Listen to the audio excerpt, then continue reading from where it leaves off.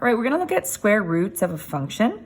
So graphing functions and their square roots. We're gonna use example 1 to discover the steps in graphing square roots of functions. So instead of me just listing the steps, it's helpful to see a graph, and then we're gonna kind of look at the steps and other strategies that we can use moving forward. So we're gonna start with linear equations. We're gonna sketch each of the following linear and their square roots and determine the domain and range of each, because there'll be some comparisons here that we may want to do. So given the graph of f of x equals x plus 2, this is a linear graph. So we're going to use that strategy of y equals mx plus b. And so b is the y-intercept, so we're going to plot that first. I'm just going to put in a scale here of 1 and 1. And so the y-intercept is 2, and then m is the slope. So the slope is 1. So slope, remember, is rise over run. 1 over 1 then. So from my y-intercept, I'm going to go up 1, right 1. So that's my slope of 1. So I'm going to continue that pattern so that we get a nice straight line.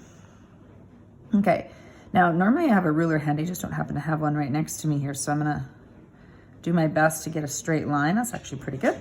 And I'm going to label that y equals f of x. All right.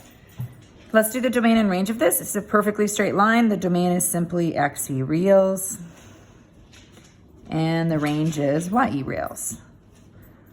So that's nothing really new to us, but when we look at this one, we might want to, compare.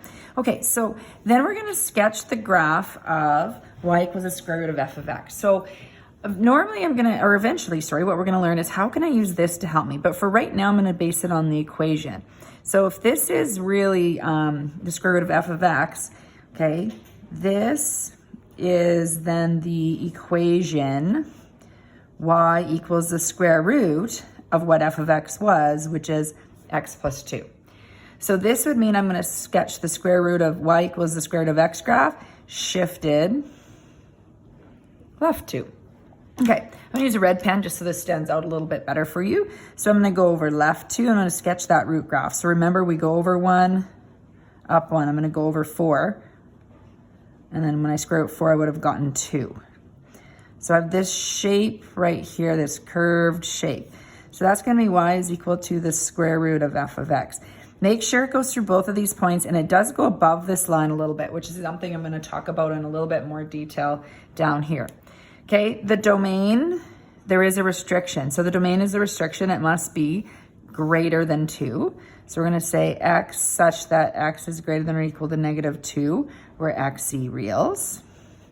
And then the range, we just need to look at it as y is greater than 0. You always have to just analyze the graph for the range on these questions.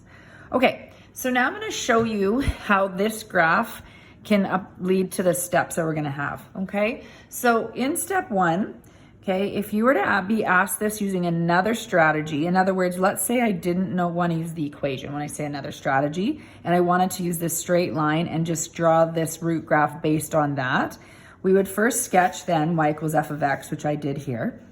Then the x-intercepts where y equals 1, or in this case f of x equals 1, are called invariant points. Invariant points, remember, are points that don't change on a graph. So what that means is this point, actually I'll use my red pen still, this point stayed the same and this point stayed the same.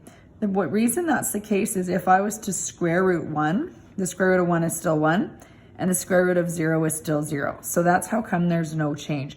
Because the idea is if you square root any of these y values, that's what this root of f of x graph is, because you're square rooting all of the f of x values.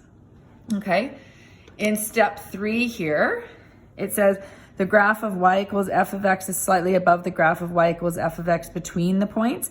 So between these invariant points, this goes up. And the reason is if I was to square root a number between 0 and 1, so a smaller, like a fraction, the number actually is larger. So for example, I'll take a fraction that's a perfect square, such as 1/4.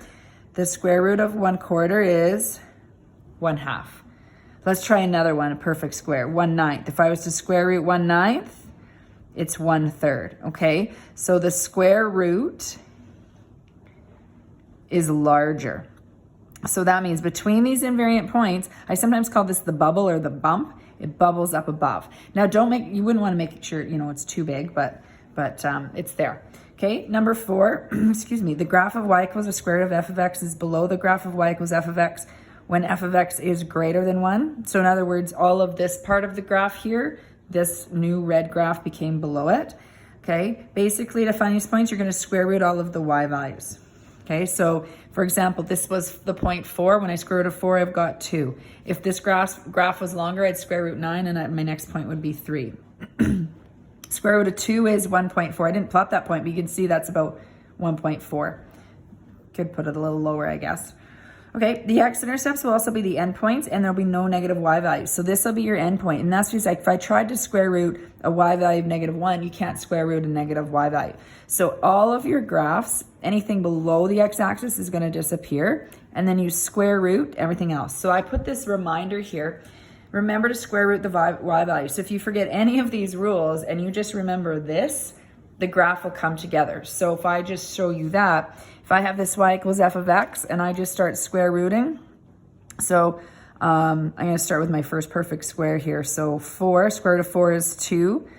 Maybe an intercept 1.5, square root of 1 is 1, square root of 0 is 0. Make sure that you have at least a fraction. So 1/4 was a half now, that kind of thing. And then I can't square root negative y values. So this is the strategy we're going to use moving forward.